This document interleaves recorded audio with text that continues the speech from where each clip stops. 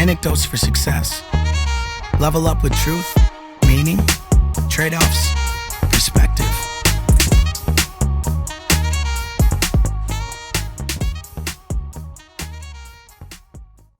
It is. We talked a little bit yesterday about discussing this very topic, and when I think of discipline and what it's meant to me, which I guess is the best way to look at it, is if I'm doing anything. We talked before. Are we talking business discipline? Are we talking life discipline? I don't think they're. I think they're one and the same, right? Discipline to me has been all about trading today for tomorrow, a better tomorrow by being disciplined today. And I think we live in a culture here in the United States and in the West, probably more than anywhere, or more than other cultures and countries. Not probably. The data shows it. I've read plenty about it. We live in a I want it now kind of culture, right? I want it now society. Everything has to be now. I mean, look at the credit we have as a country, and credit's built on give me this now and I'll pay it later, and I'll pay more for it later as long as I get it now, right? So when I think of discipline, I think of I'm gonna take the hard road today for a better road tomorrow. And by doing that, and I look at it from an investment strategy in many ways, financially, but I look at it as a life strategy as well. If I'm willing to put in the work today, not give up my good tomorrow, my better tomorrow, to have the better today, not working on credit, right? I want the easy way out today, and I'll pay for it later. That's a majority of people in our country, the vast majority. And by flipping that, you're going to be better off by having that discipline. So that's what I think of. What do you think of? So basically, delayed gratification is a big part of discipline. Yeah. The funny thing is, it doesn't mean I'm not talking like David Goggins discipline, even though I would get that. I don't know if I'd like that lifestyle. It's nothing personal. He's a beast. Yep. I like my cheat days. It's just the way it is. He's amazing, isn't he? I mean, it's incredible, and I hope he never hears me say this. But I heard a quote a while ago that says today plus today plus today equals tomorrow. So it's never one day. If you have the cheat day, or if you're lazy a day, or if you slack on your business one day, I'm not recommending it, but nothing's absolute. You can still have the discipline to be super successful. Like if you're the type of person that has a $60,000 extended cab Hemi truck, and you don't allow people to eat in it, but one day somebody eats a cracker and you go ballistic because you let your guard down with discipline, it's okay, right? I was thinking of, I was talking to you yesterday, the average American, the 20% poorest Americans buy 80% of the lottery tickets each year, and they spend an average of $412 a year on lottery tickets. I'm not in their shoes. I'm not trying to understand the thought process behind it, but if they used a little discipline and put that $412 a year into an index fund for 30 years, they'd be a millionaire. Yeah, you told me that yesterday, and it blew my mind. And then, I thought about it, and I'm like, of course, that's what would work, or how it would work financially. But how do you get people to see that? We live in a culture of quick fixes, right? Of the Kardashians. My wife was watching them last night a bit, so they just popped in my head. Their show's ending and whatever, and they were kind of having this discussion in the show, and I couldn't help but peek over my book to read to listen. It was like, I'm not sure what they've brought, what they provide. I mean, they provide entertainment, that's for sure, and I don't begrudge them at all. I'm just amazed what they've accomplished by not really accomplishing anything. At least until they started some businesses, but that was after their popularity was so far they could sell, anything, and people were willing to buy it. I don't think it's because they provide the best products or service. I think it's because they have such a following that they can sell anything. But in any case, or a lot of things, people want that. I want to be the millionaire, the YouTube sensation, the this or that, and they see it. It's very common to see it, right? Whether it's the Kardashians or I don't know. There's a bunch of YouTube stars out there. I couldn't tell you any of the names because they don't mean anything to me. Good for them. Go do your thing. I'm not criticizing them, but they don't mean anything to me, so I don't know their names. But we see so much of this life. You make it by good fortune in some sense. When you don't, I think it's the wrong message is my point. Those are terrible messages. And the lottery thing is a symptom of that. It's, I got to buy the lottery tickets every week in order to get where I want to go, as opposed to let me take the same money, which you're talking about, let me invest it in some sort of vehicle, investment vehicle. And I'm 30 years old. When I'm 60 years old, I'm going to have $1 million in there. Not enough people want to do that. It takes discipline and it takes commitment, and it's not sexy and it's not glamorous. So it's not done. And you need that discipline in order to get where you want to go, unless you're the Kardashians, and I'm not, neither are you. And neither is anybody else listening. So I want to talk more about luck, because I think that's a big part of the Kardashians, but there's some other attributes. We'll get back to that. I wrote it down, so we'll get to that at the end. But I think the big part of discipline, you hit the nail on the head, is commitment and consistency. But you take the 20% poorest Americans, and I'm not attaching a number to it, because no matter how rich your culture is, there's going to be the 20% poorest. It's just math. It's math. Yeah, there's the top and there's the bottom. So regardless, but it's not that they're not committed to working 80 hours a week or 40 hours a week, or committed to their family or consistency. But I think a big word that's attached to discipline sometimes is you can have that vision when you have hope for something. And if your hope and your mindset is, I'm going to buy lottery tickets to make money, I think to the outside world, that doesn't seem very disciplined, because there's more concrete ways to do it. There's more steady ways to do it. And there's more surefire ways to do it. But it takes the consistency and the commitment with the hope. Like, you have to have a plan and a vision. I don't mean hope like a wish. I mean hope like a vision. If I do this consistently, then this will happen, right? That kind of thing, which is, I agree with. One of the things I wanted to kind of add on real quick before I lost it was, you talk about the 20% at the bottom, which there is and there always will be. The average income in this country could be $5 million. There's still going to be 20% at the bottom, right? It's the math. The nice thing about being on the 20% of the bottom, if there is a nice thing, okay, is, and again, it's not why you're there. And frankly, I don't think every conversation that talks about people who are at the bottom has to revolve around, I'm not judging them. Like, we got to get away from that. I'm not judging anyone. It's like, there are 20% at the bottom. The advantage the majority of them have, statistically, is that they're young.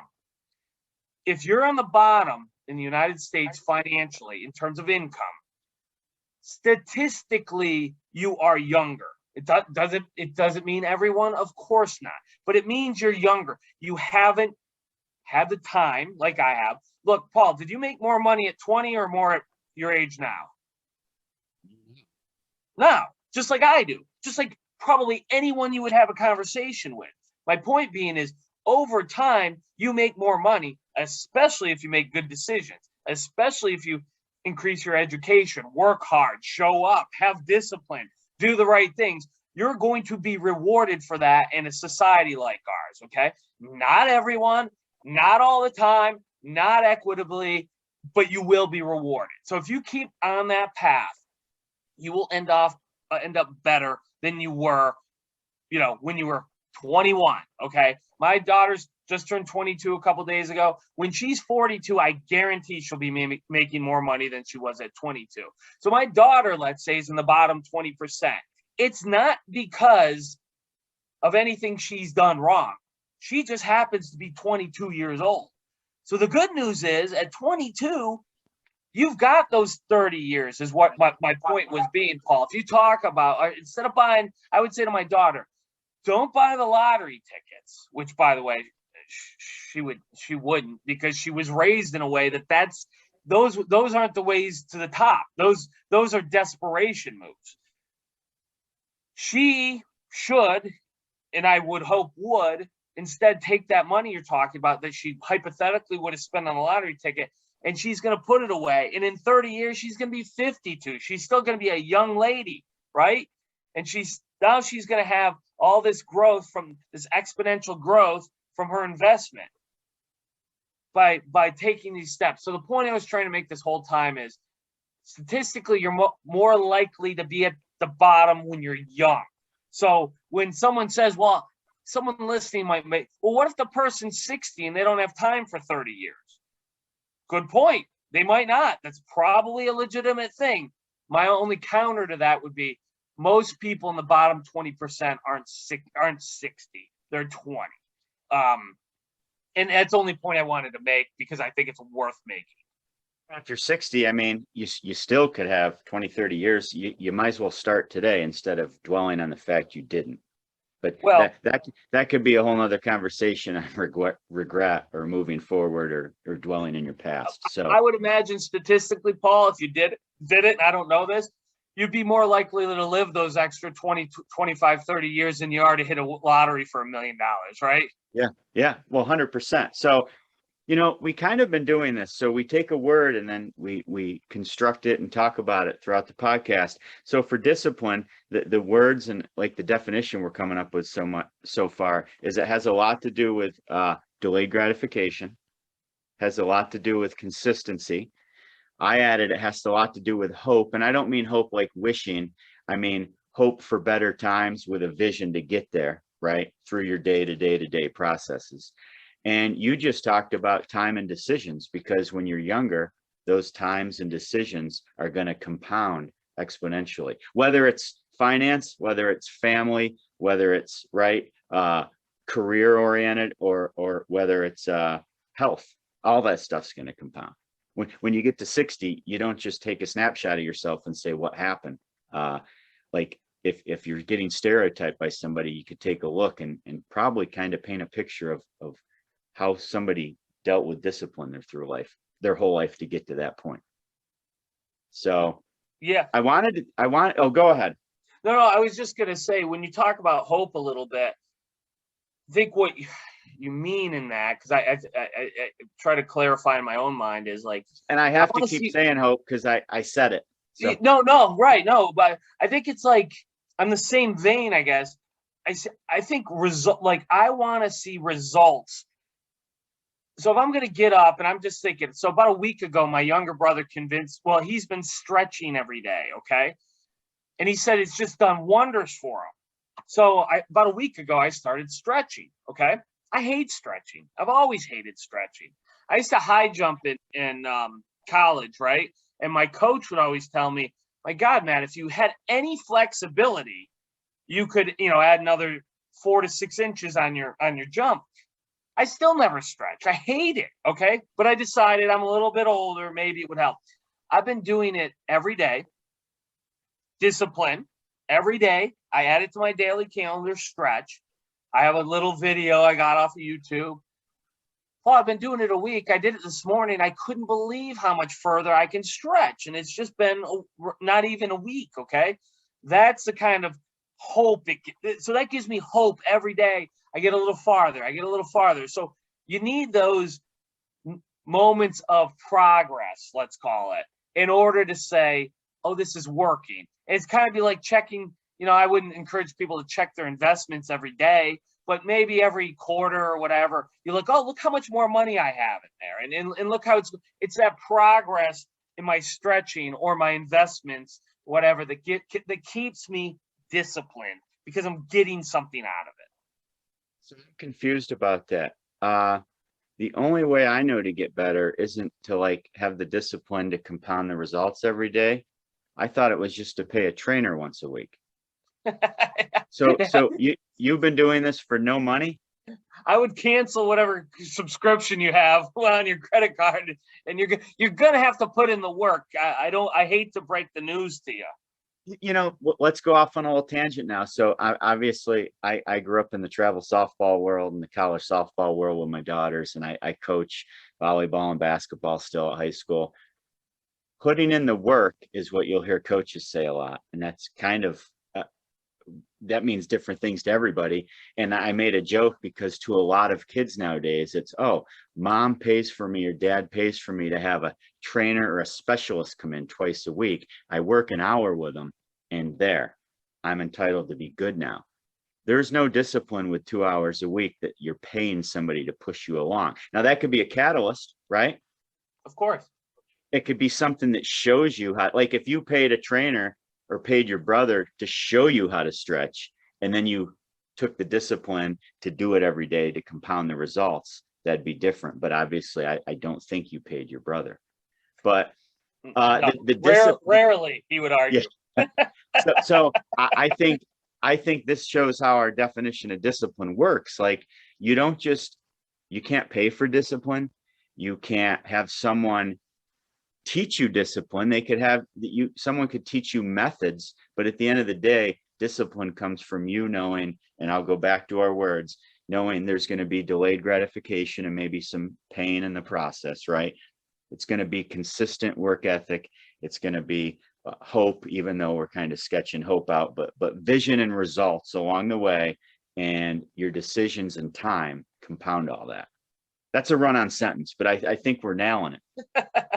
No, yeah, and I'm glad you went off on your tangent there, because one of the things I love about sports is there are no shortcuts. You don't get to play the card of life's not fair, I deserve it, and because whatever my circumstances are. The coaches of the world are, God love them, are the people who get to say, put in the work to earn it. Like you either booted the ball or you fielded it properly. You either made the free throw or you missed it. You either ran the 100-yard or 100 meter in X amount of time or Y amount of time. Like, we live in a society too often of excuse making. It's not my fault, it's someone else's fault. It's not my fault someone else did this, or I didn't have that, or the athletic field or court or wherever we are doesn't care. There's no excuses. You either perform at this level or you don't. And that's it seems to be one of the last frontiers of that. Like, did you put in the work? Did you put in the work? You got tackled in the backfield. Did you lift weights all summer, or did you sit on the couch? Right? All these things, they happen on the athletic fields in a way that you can't cheat it with the rest of well, it's not fair, I deserved an A, but my teacher hates me. It's not fair, my business idea is better than your business idea, but it's not fair because, whatever, the government or the this or the that. When you're playing tennis against someone, you either win the match or you lose the match. There's no excuses out there. And I love that. And you can put in the work and be disciplined, or you can choose not to. You're going to get the results you earned. And that's my favorite part about it. Oh, here's the next part about discipline I want to talk about. I think from some stuff I've read, there's a huge luck component that you have to at least account for. For example, you could do everything in your power and run and work, and you could still lose an athletic event. You could still not get the lead in your musical. You could still have another business maybe buy you out or put you out of business. I mean, and yeah, it's gonna happen to somebody, maybe not you personally. So there's a little bit of a luck component, and I wanted to get back to this. So I'm reading a book. So we don't have like a producer that like looks stuff up on a big screen for us. So when I look away, I've been Googling something on my phone. And I'm reading a book right now. I told you about it yesterday, called The Psychology of Money by Morgan Housel. Well, I'm not reading it, I'm listening to it. That's how I do things. Fair enough. He starts off with about luck. And he tells a story. I'll be real quick with it, and I'm not even going to have all the details. But if you want all the details, listen to the book. Bill Gates was at a high school in Seattle where somebody for a club activity had basically one of the first computers in the country in the 60s at this high school. And Bill Gates and two of his friends went there all the time after school, had free reign to tear it apart, do whatever they want with it. And his love and discipline and work ethic eventually probably led him to create Microsoft. I guess he's, according to the author in the book, he's been known to say if it wasn't for this, so it was almost 1 in a million chance of all the high school kids in the country. He had a 1 in a million chance to be at this Lakeside High School in Seattle and be part of this first computer. If it was another high school, it might have been someone else not named Bill Gates, right? Right, so, right. So all his discipline also had a luck component to be in the right place at the right time, is what I'm saying. It does. It has to, right? You got, I mean, Bezos created, a bookstore that became Amazon, right? There had been a tremendous amount of luck that went into that. There's luck into everything. I totally agree. And I think anyone being honest, whatever degree of success I've had, there's been some luck involved. Whatever degree of success you've had, I would lump anyone who's had any kind of success, or people have had failures, which I've had those as well. There's been luck involved. So what was Gates? Was it Paul Allen? Was that one of his? Paul Allen. He was the other kid at the high school. Right. So is it reasonable to your point? Is it reasonable to think that Bill Gates and Paul Allen, who were friends, just happened to be the smartest, computer guys in the world at the time, and they happened to be friends? Of course not. That's mathematically impossible. What the reality is they both happen to be interested in it, get lucky enough to be exposed to it, and then take action to do something with it. And probably if we were talking to Bill Gates and Paul Allen, they'd probably have 1,000 other stories of how luck fell their way during the process, right? So here's the rest of the story, though, about luck. No matter what you do, sometimes luck hits you in a negative way, and you have to account for it. So there's a third friend in this that you'll never hear of as being a partner for Apple. His name was Kent Evans. Bill Gates, again, according to the Psychology of Money book, right? Bill said, probably the smartest guy he's ever known. But when he was in high school, he died in a climbing accident on a mountain. Oh, boy. So guy did all the right things, would have been a co-founder, tri-founder, whatever, but he was disciplined in everything. And you could argue climbing mountains is a very disciplined hobby because it keeps you in shape, et cetera, et cetera. And he died as a result of that. So sometimes discipline doesn't guarantee anything, but it definitely puts you on the path to the correct process to be successful. That's what I wanted to bring up. So with the Kardashians, there's thousands of other people like them. And by luck, they were the ones that were identified and used for the reality stuff. But they still have, in a weird way, a discipline to keep that going. 100%. I forget the mother's name. Again, I'm not a big fan, but from what I could tell, she seems to be a very savvy business person and smart business person. And I applaud that. I don't have any ill will to. I just think it's funny that there was never any product there other than entertainment, but that's okay too. But back to your luck thing. It's anyone being honest. I can't imagine anyone having a conversation and going, yeah, my life, everything was just perfect decision making the whole time. There's luck involved, right? I would totally agree. But the reason I don't talk about luck often is because I can't control it. You don't know where it's coming from. My father was always famous for telling me and my brothers, and it was one of the many, many things he was good at, was control what you can control. Spend your time on the things you can control.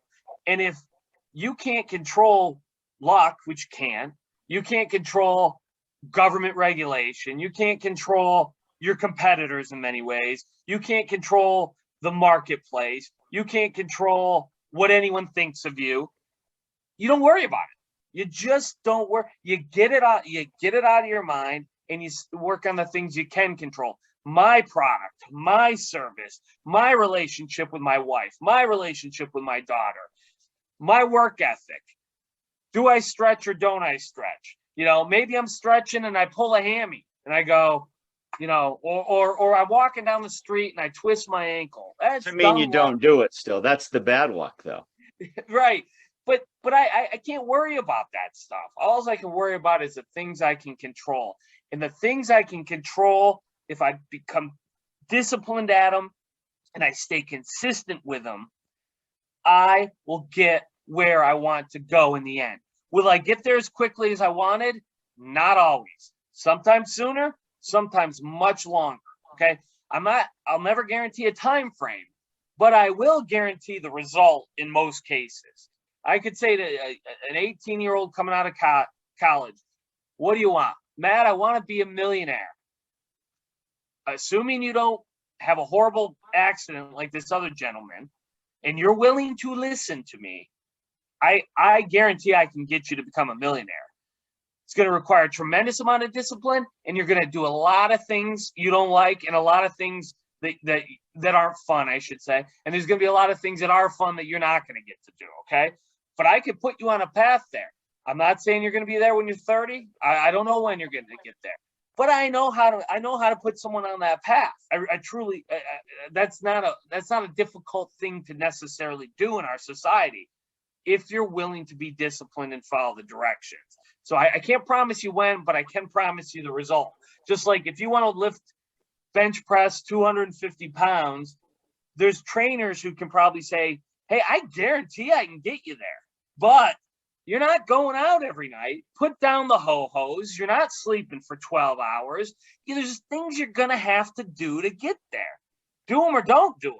But if you want to get to where you want to go, it's going to require that discipline and that consistency. I agree. I didn't know you were a fan of ho-hos. I'm a Twinkie guy. I love all that stuff. I don't eat them anymore. Man, I love ho-hos. I love the cakes, the chocolate cakes with the filling inside. I love all that stuff. So let me ask you this. I feel every successful person, I feel they should at least acknowledge there was some luck involved. That's all I'm saying. You can't control it. If someone brags about me, and doesn't understand, maybe like Derek Jeter, for example, was lucky to be part of the Yankees, which added to his success, not taking away his success. Great example. Right. Bill Gates was lucky enough to be part of that high school with the computer. They did what they did, but you have to get, some people don't use the word luck. They say I'm blessed. Yeah, sure. And then I look at it and I go, I think of it. I use these examples. I often come to athletes because I'm a big sports fan and all that. You look at a guy like LeBron and you go, that guy was just born with tools that the average person just doesn't have. Okay.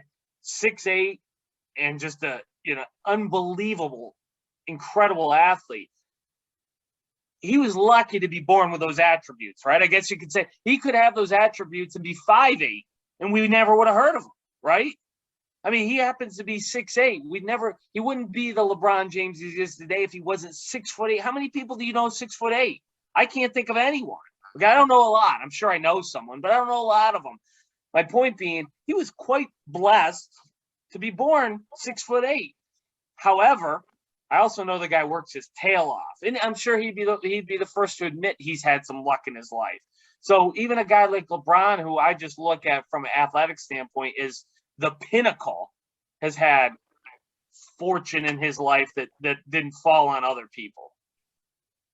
So I'm going to wrap with this and I'll give you your closing thoughts. So discipline to us is more than a word. It's basically creating the process of success, right? Through delayed gratification, consistency, hope, vision, and results through time and your decision making, so it all can compound to where you want to go, whether it's family, finance, fitness. What say you? And then we'll wrap it up. I think if I were going to wrap it up in a quick one sentence, it would be delayed gratification with a plan. So that's what I look at. If I were just putting it in a quick sentence, delaying delayed gratification with a plan is the best way for me to sum it up. Thank you. As always, you just came up with the title. Sweet. Hey, that was Hey. fun. Man, we get to do it again in 7 days. See ya. Sweet. See you later. Bye.